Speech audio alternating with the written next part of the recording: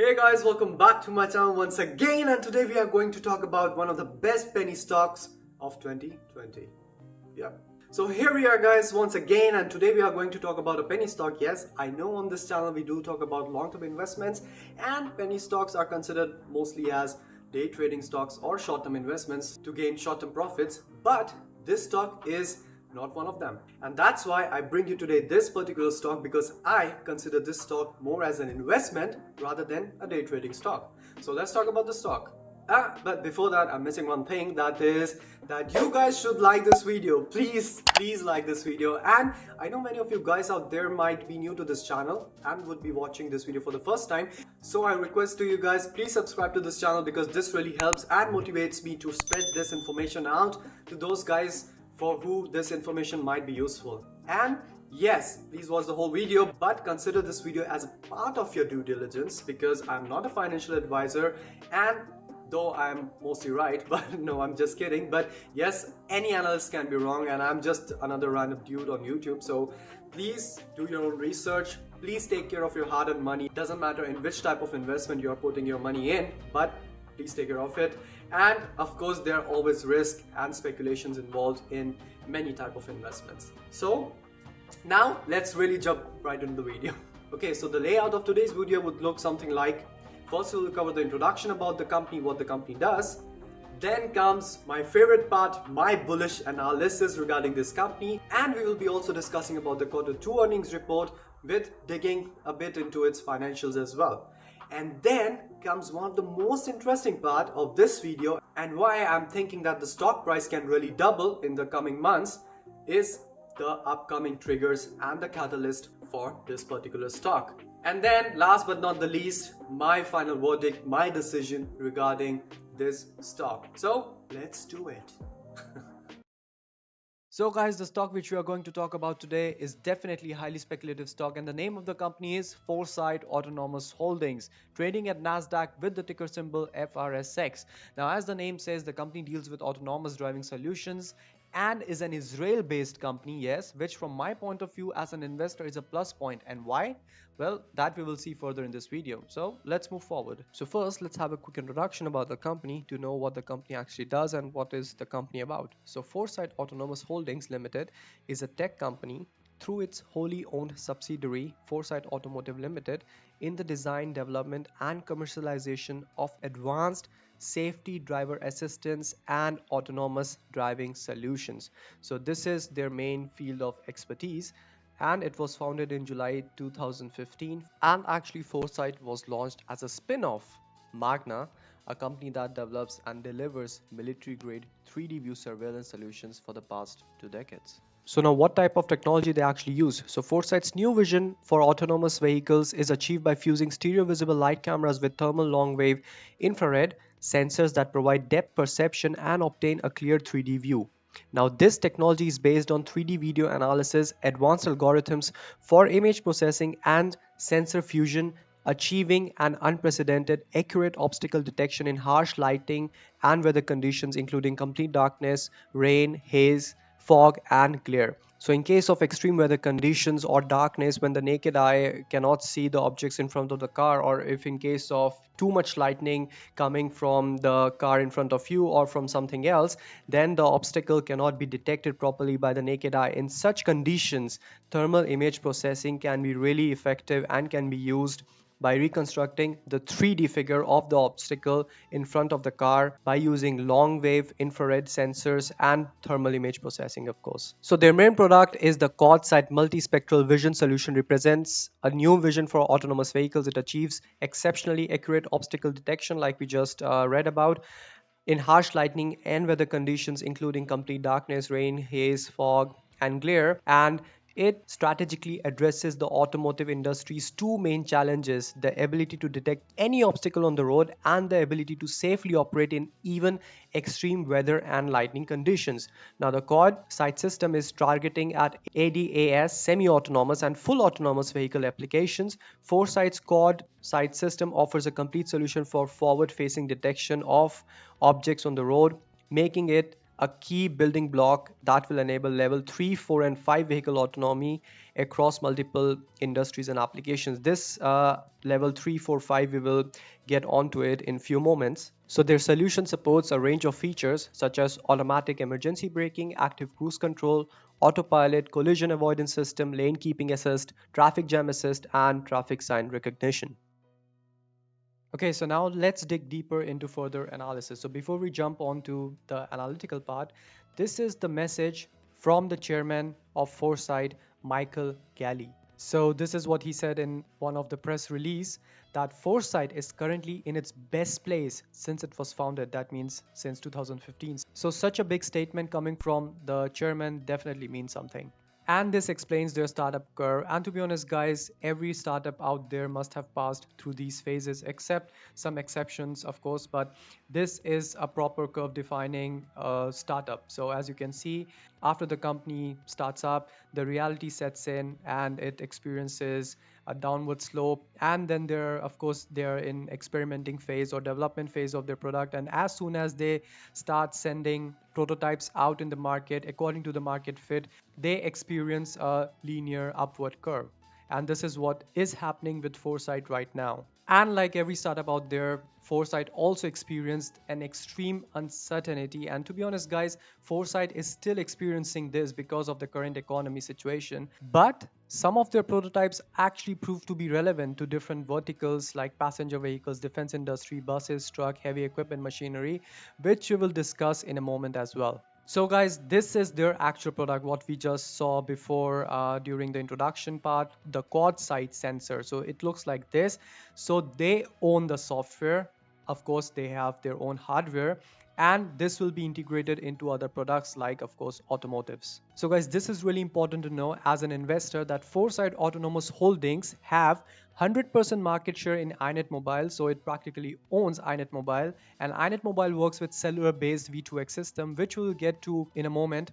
And it also has 24.12% market share in Rail Vision, or it owns 24.12% of Rail Vision, and Rail Vision works with vision-based system for railway safety, security, and maintenance. So that means if any of these companies are working on a product and there is a potential revenue, then it will affect Foresight's revenue in a positive direction as well. So since we are talking about the product, so these are some of the market insights. And Cornell University research in April 2019 said researchers found that accuracy of a stereo camera is superior and can be viable and low-cost alternative of LiDAR. Now, LiDAR systems are just simple sensors where the instrument is firing rapid pulses of laser light at a surface which it wants to detect, and the sensor of this instrument then measures the amount of time it takes to reach the pulse back or bounce back, and then it, by approximation, it's making a complex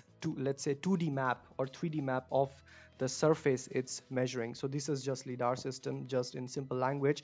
And OEMs are currently evaluating IR technology, which Foresight uses, and automotive IR through regulation. No good sensors currently available for harsh weather conditions, and this is what Foresight is taking an advantage of and Foresight is mastering in. And this is actually a really good example showing the capability of the quad sight. So if you can see on the picture on the left side, in visible light detection scenario, there are two objects visible, and there is an object, it seems like, which is actually not visible due to high intensity light coming from the front, from another automobile or somewhere else. So by naked eye or from some other camera source, it is not actually visible. But in reality, as you can see, there is a bicycle standing in front as well, which is only possible in this case with thermal detection image processing, which is actually possible with Foresight detectors. So actually quad sight will be fusing two images, like from the visible cams and the thermal cams, and this will be the image visible through quad sight sensors or cameras. So now let's talk about some of their agreements or their partnerships. So their first commercial agreement was done in 2019 with Elbit Systems, in which they have delivered software licenses, thousands of dollars per license, support and maintenance service for additional fees, modifications entail additional cost, and exclusive rights in Israel and globally.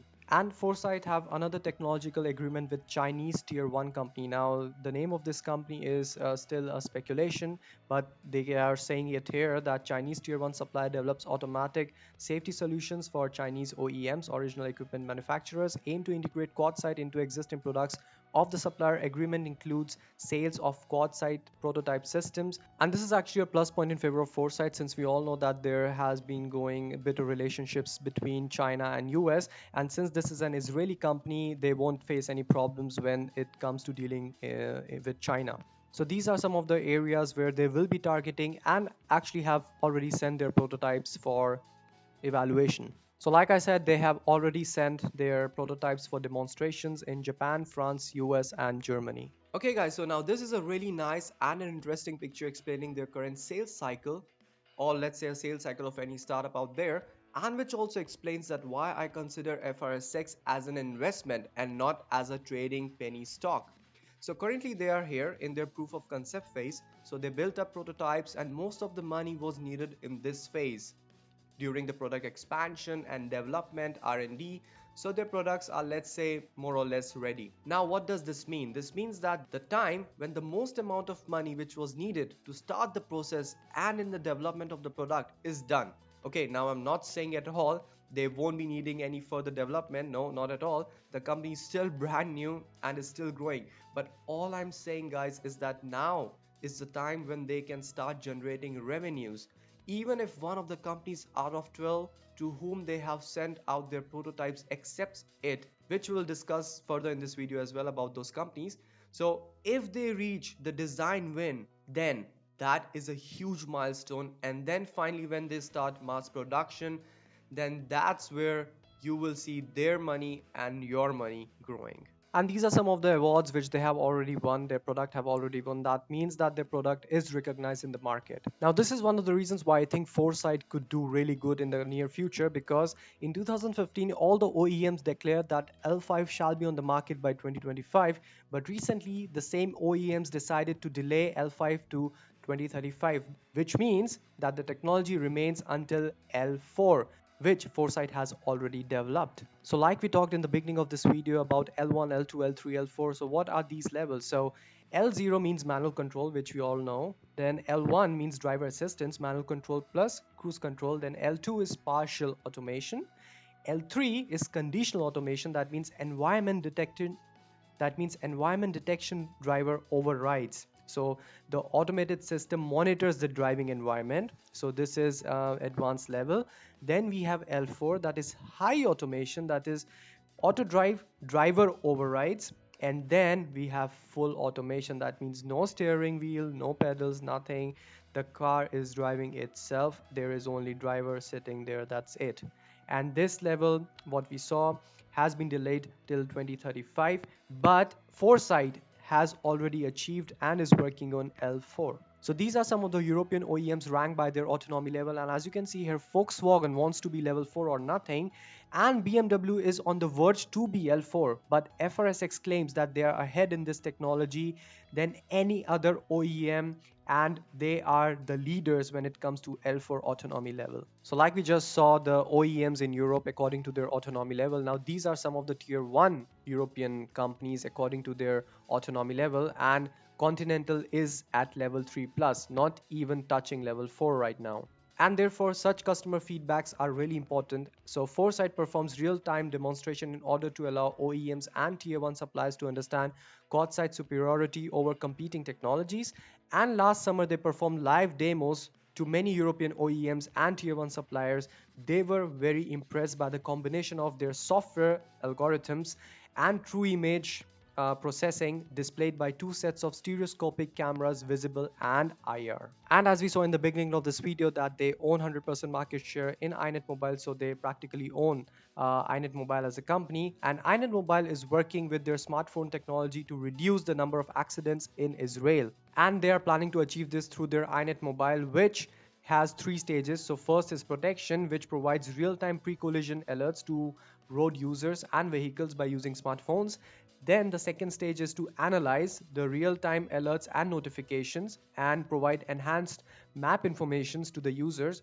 And the third stage is predict before the accident actually happens. So safety trends and actionable insights based on state of the art artificial intelligence systems, which actually will be available in Q2 2021. And that means product from iNet Mobile can be a good potential revenue generator for Foresight. And similarly, like we saw in the beginning of this video, that they also own 24% market share in Real Vision. So let's have a look at their product. So 2020 is actually their first year of sales, and they already have a purchase order volume of $5 million or order for 70 systems. And they're also initiated their sales cycle as base for sales 2021 and 2022. And they're also in the phase of demo and proof of concept. And this table shows the potential customers and the number of potential systems which can be actually ordered in the near future. So they are already moving towards a commercial agreement with Elbit Systems, and if Elbit agrees to be their end user customer, then the production will start, and this can be a huge revenue generator for Foresight. And actually they are also targeting the heavy equipment market industry, so they are moving towards proof of concept with heavy equipment vehicle manufacturers and tier 1 suppliers. And also in the passenger vehicles market, they are in the phase of proof of concept. So like we saw in that picture, which was defining the position of Foresight in the current industry. Let's have a quick look at the financials of the company, and to begin with, let's start with its balance sheet. So as you can see here, the total current assets are sitting at $17.766 million as of June 30, 2020, or let's say Q2 2020, as compared to the same period in 2019, which was $16.867 million. And the total assets are at $24.832 million, which is quite impressive. And then the total current liabilities are just at $1.757 million, and the total liabilities are just at $2.645 million. Now guys, this is a really strong balance sheet. As we can see here, they can pay off their long-term liabilities, not just the next 12-month liabilities, which are the total current liabilities. They can pay off their total liabilities, long-term liabilities as well, with just total current assets, and still they will be left with $14 million. And just to make things easier, whenever I'm doing a fundamental analysis, I usually see and look at this ratio, and I prefer companies with a current ratio of more than 1 at least. And I would be happy to see a current ratio of more than 2. But in this case, as you can see, the current ratio is 10, approximately more than 10. And this means that the company can pay off its liabilities over 10 times with its total current assets. Okay, so now moving on to the cash flow statement, and as we can see here, the net cash used in operating activities was at a loss of $5.7 million. But guys, this is not a bad thing or a negative thing, because as we saw that the company is in development phase, and when the company is in development phase, or when the product of the company is in development phase, there are adjustments in the operating activities, especially when they have to put or invest money in the R&D. Then moving on to the cash flows from the investing activities, and as we can see here, the net cash provided used by investing activities was around $1.8 million. And again, this is not a bad thing, because this means that the company is putting the money back into the company for investment purposes. Then cash flows from financing activities and issuance of ordinary shares and warrants. This means that they diluted the shares to raise a capital of $13 million.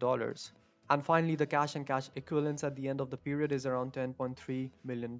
So apart from the financials of the company, there were some really interesting facts given in the earnings report from Q2.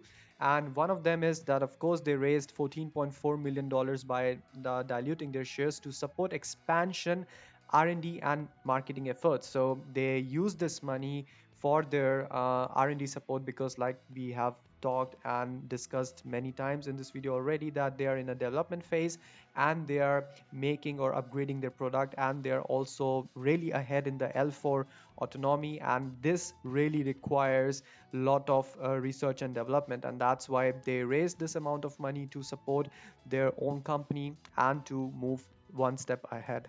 And the second interesting fact is that they partnershiped with Elbit Systems, and like we saw that Elbit Systems is dealing in defense industry, so that means they will be having a product development phase with Elbit Systems in expansion for their product in the defense market as well. Now guys, this is one of the really important and interesting facts for investors. So till date, they have sold prototypes of their quad sight vision systems to 10 customers, and 12 evaluation kits have been already ordered globally, and they have sent their prototypes to 3 major customers, which the names are not revealed, but one of them is a European tier 1 supplier of commercial vehicles.